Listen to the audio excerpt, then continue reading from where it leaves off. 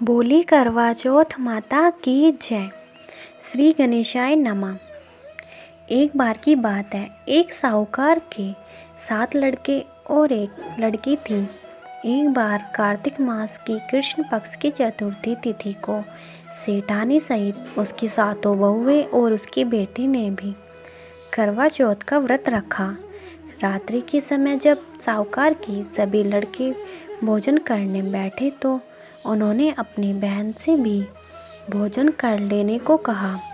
इस पर बहन ने कहा, भाई अभी चाँद नहीं निकला है, चाँद के निकलने पर उसे अर्घ देकर ही मैं आज भोजन करूँगी।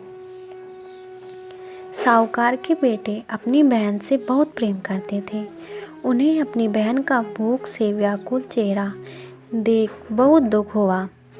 साहूकार के बेटे नगर के बाहर चले गए और वहाँ एक पेड़ पर चढ़कर अग्नि जला दी।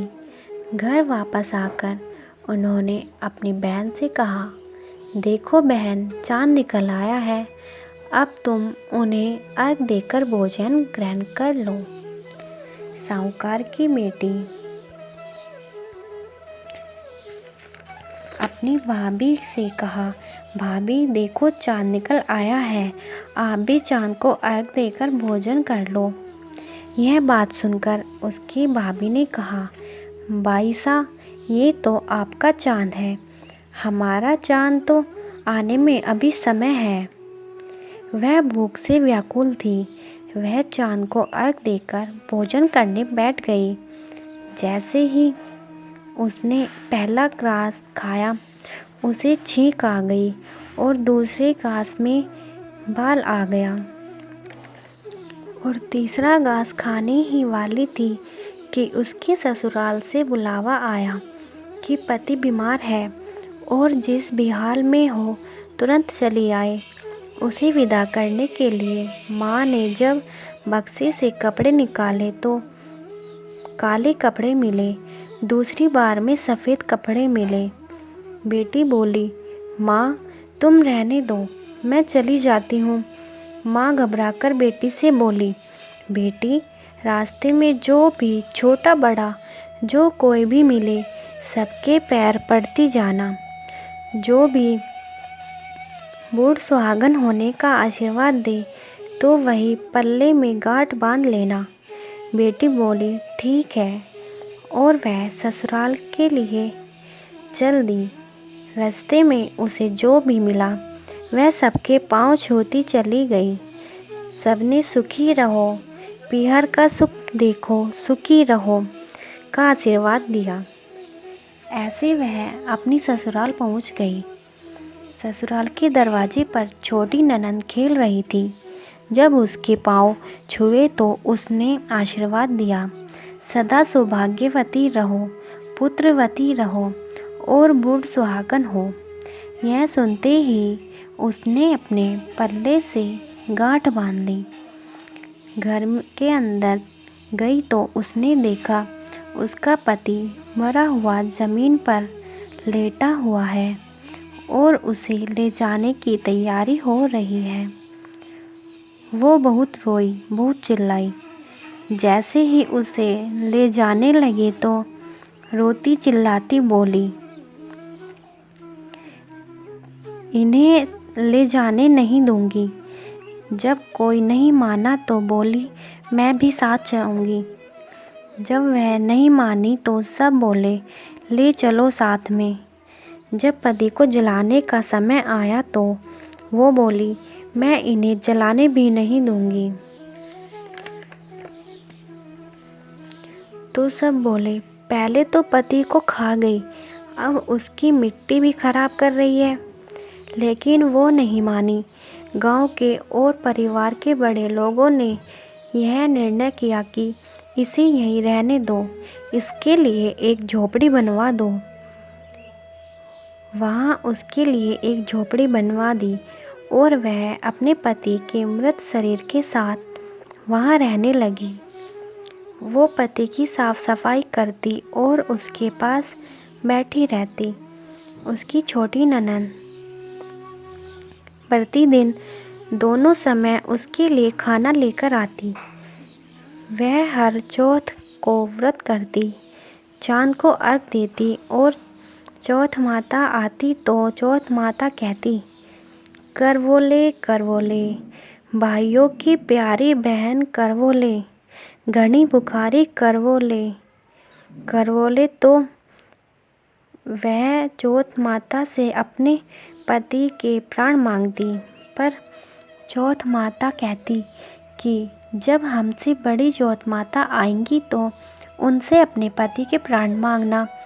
ऐसा करते करते सभी चौथ माता आई और वे भी यही कहकर चली गई।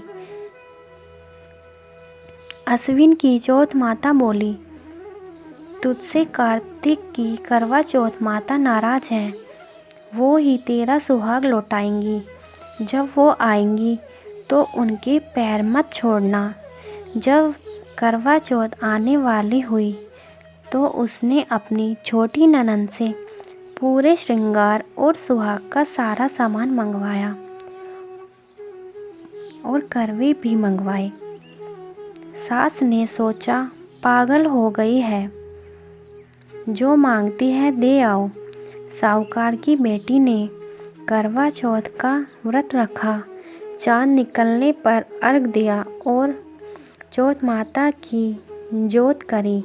जब चौथ माता प्रकट हुई तो चौथ माता बोली, करवोले करवोले, 7 भाइयों की प्यारी बहन करवोले, घनी बुखारी करवोले। दिन में चाँद उगाने वाली करवोले। तब उसने करवा चौथ माता के पैर पकड़ लिए और बोली, माता मेरा सुहाग वापस करो।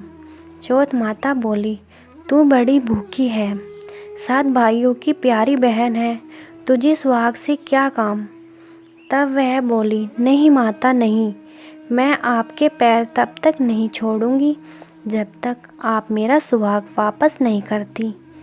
माता ने सुहाग का सारा सामान मांगा तो उसने एक एक करके 16 श्रृंगार का पूरा सामान माता को दे दिया। करवा चौथ माता ने अपनी आँखों से काजल निकाला और नाखूनों से मेहंदी निकाली और मांग से सिंदूर निकाला और चुटकी छींटा दिया और उसका पति जीवित हो गया। और चौथ माता जाते जाते उसकी झोपड़ी पर लात मार गई, जिससे उसकी झोपड़ी महल में बदल गई। जब ननद अगले दिन खाना लेकर आई तो उसने देखा भाभी की झोपड़ी की जगह तो महल खड़ा है। वो ननद को देखते ही दौड़ी दौड़ी उसके पास आई और बोली, देखो बाई सा, आपका भाई वापस आ गया है। घर जाओ और सासू जी से कहो गाजे बाजे के साथ हमें लेने आए। ननद दौड़ी दौड़ी माँ के पास जाकर बोली, माँ भाई जिंदा हो गया है। माँ बोली, उस भाभी के साथ तू भी पागल हो गई है। ननद बोली, नहीं माँ, मैंने देखा है, भाई सच में ज़िंदा हो गया है। भाभी ने हमें गाजे बाजे के साथ बुलाया है। सभी घरवाले गाजे बाजे के साथ अपने बेटे और बहू को लेने गए। बेटे को जिंदा देखकर सास बहू के पैर छूने लगी और बहू सास के पैर छूने लगी। बहू बोली, देखो माँ, आपका बेटा वापस आ गया है। सास बोली, मैंने तो साल भर पहले ही इसे अपने घर से भेज दिया था। वो तो तू ही है जो इसे वापस लेकर आई है। हे करवा चौथ माता, सभी पर अपनी कृपा बनाए रखना। जय करवा चौथ माता की जय।